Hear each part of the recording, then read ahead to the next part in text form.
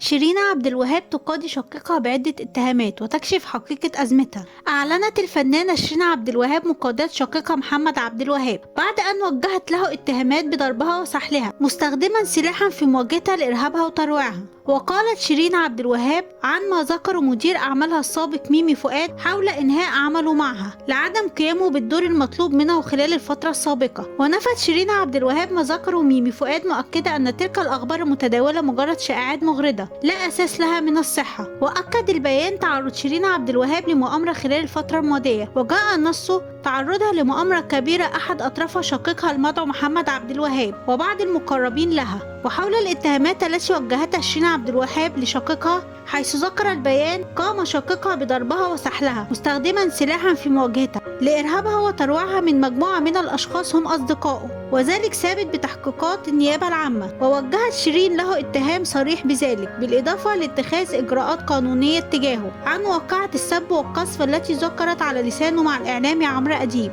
ووضحت إنها ستتفرغ الفترة الحالية لأعمالها الفنية وتاركة أمور التقاضي للمستشار ياسر قنطوش.